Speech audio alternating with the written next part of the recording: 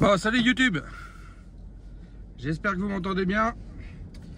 Je profite de ce petit intermède. Je suis en Allemagne là, dans une Audi. Bon, raté, on peut pas toujours choisir sa voiture de loc.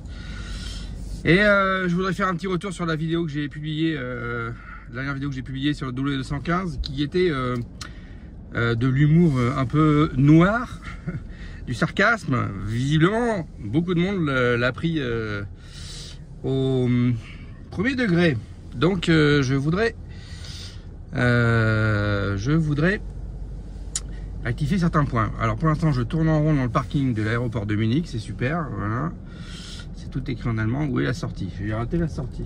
Bon, bref. Voilà, donc ah c'est là, voilà, ça y est, j'ai trouvé la sortie, ouais c'est cool, c'est mieux. Donc je profite de cette petite interlude là, j'ai une petite heure de route sur les autoroutes allemandes, mais bon, on va se calmer, il n'y a pas d'autoroute illimitée et c'est en pleine heure de trajet, de bouchon, donc on va se calmer. Mais voilà, je voulais rectifier quelques points. Donc principalement ce qui est ressorti, c'est que la vidéo était très négative. Alors ok, la vidéo était négative, mais c'était donc comme j'ai dit du sarcasme. Il faut pas exagérer, ces caisses sont quand même franchement des super caisses, hein. C'est pour ça qu'on les aime, et par rapport aux défauts que j'ai cités la dernière fois, c'est pour ça que je les aime aussi, hein, c'est clair. C'est vraiment des caisses de ouf qui n'existent plus aujourd'hui, hein. Des V8, des V12, c'est quasiment intouchable maintenant pour des prix défiant toute concurrence. Alors oui, elles ont des défauts, oui, elles ont des problèmes techniques, mais voilà. Ça reste des super caisses. La ligne est terrible. Je vous mets quelques photos, mais regardez ça, la ligne est franchement terrible. Vous avez un coupé de 5 mètres de long, c'est imbattable. Bon, je vous reprends dès que je suis sorti de là. Tournez maintenant à gauche, puis tournez de nouveau à gauche. Alors, je vous pose 2 secondes. Est-ce que vous êtes toujours là? Ouais, a priori c'est bon. J'essaie de vous tourner un peu, mais... Ah, putain. Voilà, vous êtes toujours là. Bon, je suis en Allemagne, à Munich, et bah, vous croyez quoi? Il neige. Allez, c'est parti. Donc oui, je reprends mon propos.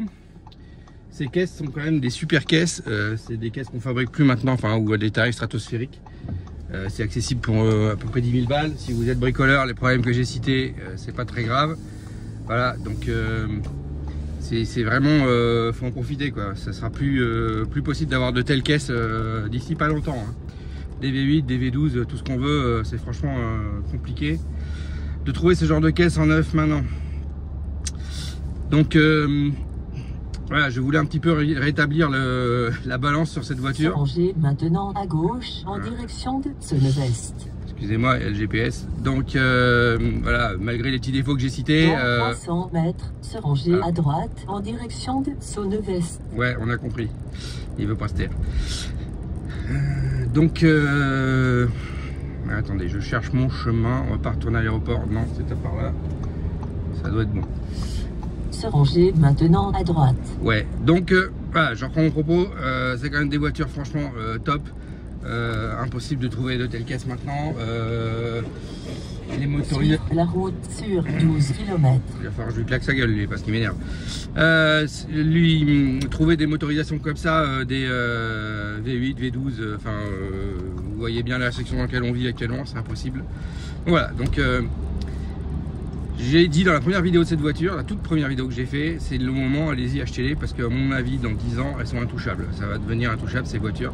Entre celles qui vont être complètement décimées, celles qui seront survivantes mais vaudront une fortune, ça va devenir compliqué à trouver, je pense, d'ici 10 ans. Donc si vous en voulez une, c'est le moment ou jamais. Les prix sont plus bas, je ne tomberai pas plus bas. Voilà, donc foncez. Pour revenir un petit peu sur les commentaires qui ont été faits sur ma dernière vidéo, au niveau de la conso, j'ai eu beaucoup de commentaires sur la conso. Donc oui, mes consos sont très élevés, mais ce qu'il faut voir, c'est que j'habite la région parisienne et il y a beaucoup de bouchons. Donc je me tape en daily du bouchon tous les jours, quoi. Donc c'est pour ça que j'ai des consos aussi élevés. Si vous allez sur autoroute, j'ai déjà fait la démo d'ailleurs dans les premières vidéos de cette voiture, vous tombez à 11 litres sans problème, 10, 11, ça reste quelque chose d'à peu près acceptable. Donc voilà, faut pas...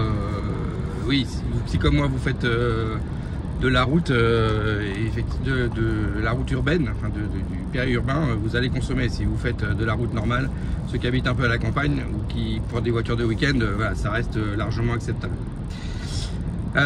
Qu'est-ce qu'on m'a dit d'autre? Au niveau de l'ABC, oui, on m'a parlé de supprimer l'ABC en mettant des combinés filetés. Donc les Américains aiment beaucoup ça.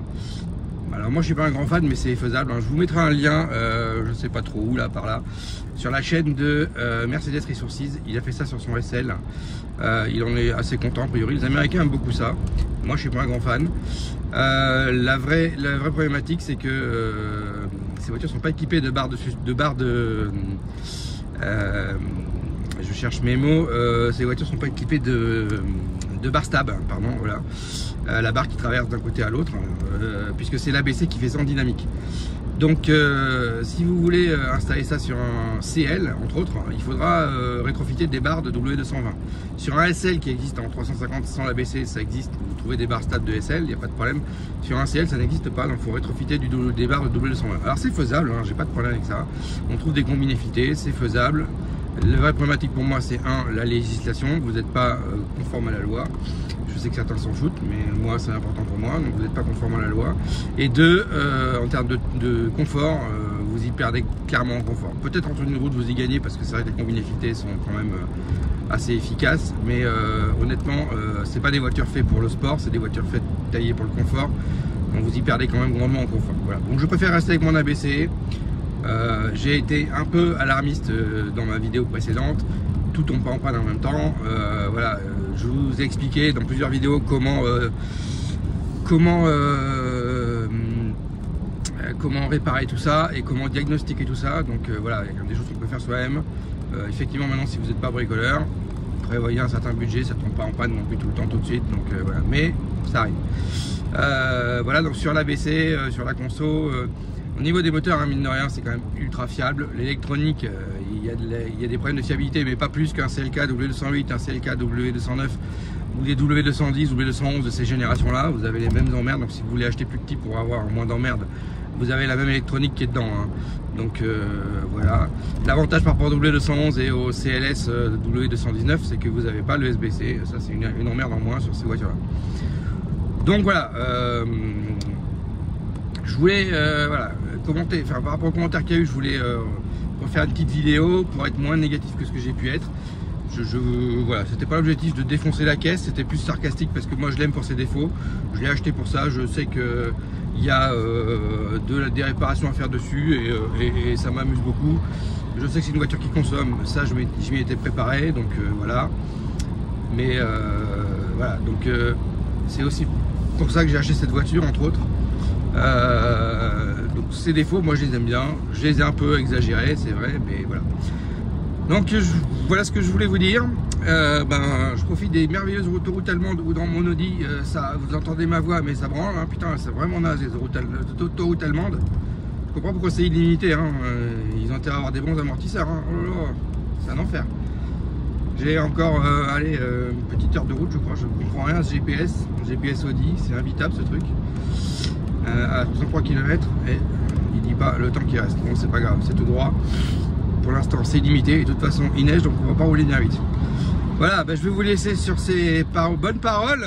J'espère que vous avez apprécié les autoroutes allemandes. En tout cas, je peux vous dire que c'est pas comme en France, hein, c'est pas du billard. Hein. Putain, c'est pas cool. Hein. Bon, bref, voilà. Donc, n'hésitez pas si vous avez des questions sur cette voiture.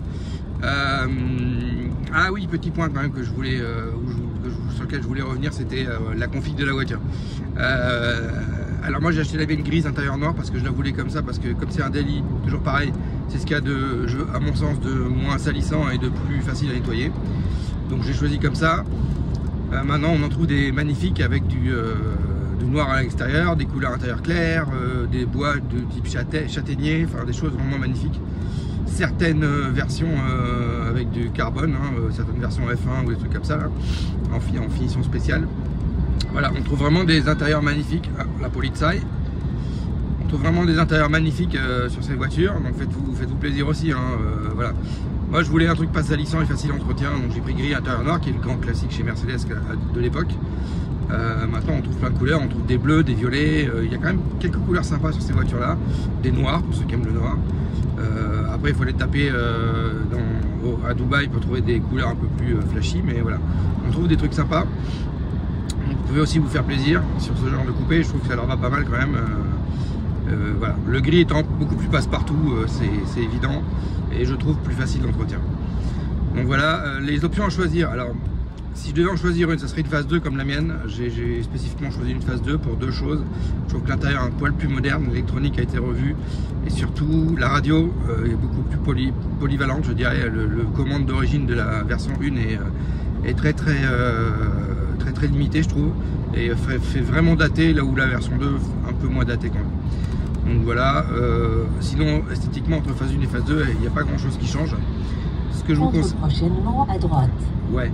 Ce que je vous conseille, c'est aussi de trouver un pack AMG, ça finit vraiment bien la voiture. Alors pack AMG, vous avez 3 niveaux sur ces caisses. Il y a les pare-chocs, bas de caisse, avant-arrière.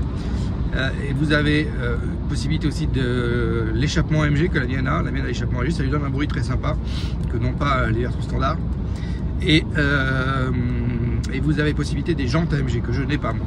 Les jantes AMG en 19 pouces qui sont très sympas. Donc, si vous trouvez le combo pare-choc, sortie d'échappement et jantes, c'est top.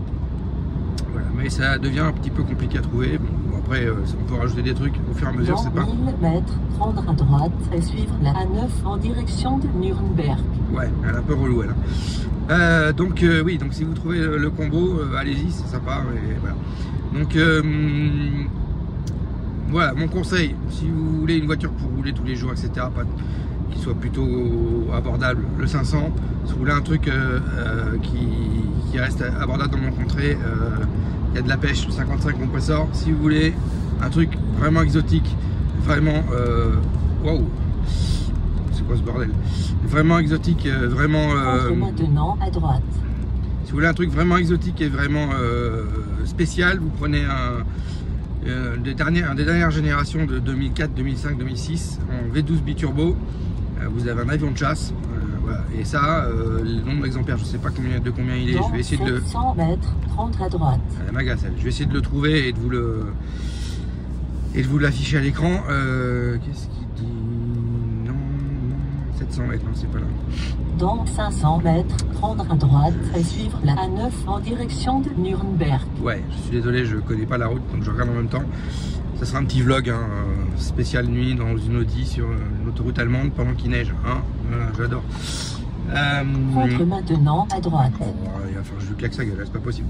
Je disais, voilà, si vous trouvez une dernière génération V12 biturbo avec une couleur sympa, à l'intérieur sympa. Suivre la A9 sur 55 km. Attention, obstacle sur votre route. Ouais. N'hésitez pas, franchement, c'est une perle ce truc, hein, je pense. Par contre, je vous l'ai déjà dit, attention au coût d'entretien, franchement très élevé, mais voilà, si votre objectif c'est d'avoir une voiture unique, qui existe à très peu d'exemplaires, accessible à des prix, parce qu'aujourd'hui on les trouve à quasiment aussi cher que les 55 compresseurs. J'en ai vu quelques-unes passer à des prix, franchement, ça défiant toute concurrence. Alors peut-être qu'il y a de l'entretien dessus, je ne sais pas, hein, mais c'est fort possible, c'est fort probable. Mais en tout cas, voilà, aujourd'hui c'est largement abordable. Là où, à mon avis, dans 10 ans, ce genre de truc, ça va devenir, tout le monde va s'arracher pour trouver des V12. Hein. Les V12 c'est terminé, il n'y en aura plus. Maintenant c'est de la bagnole électrique. Vous voyez ma voiture de location, tiens, c'est d'une Sixt. Fait que je me batte une demi-heure en compteur pour pas avoir une bagnole électrique. Pour avoir une voiture avec un moteur, un vrai moteur. C'est incroyable ça quand même. Donc bientôt, je vous le dis, et je suis à Munich, hein, au pays de Mercedes, de Audi et de BMW. Hein. Donc ça fait peur. Hein. Je vous le dis, on va bientôt plus trouver que des bagnoles électriques. Ça donne pas envie. Bref. Donc, voilà. Allez-y. Je vous ai tout dit. Voilà, vous connaissez les avantages et les défauts de cette caisse. Et elle a des défauts, je vous les ai donnés, mais elle a aussi des qualités. Et c'est quand même une caisse, voilà, avec ça, ça a une ligne et un look imbattable. C'est franchement... voilà. Donc voilà, du coup ce coup-ci j'en ai fini. Voilà, il me reste encore un petit peu de route sur les autoroutes allemandes. J'espère qu'on va trouver un petit tronçon limité, mais enfin sous la neige ça va être vite limité. Bon, heureusement ils ont des pneus neige ici, ils sont moins cool que les autres. Les voitures, même les voitures de log sont équipées en pneus neige. Allez, bah, je vous dis à ciao, bonsoir.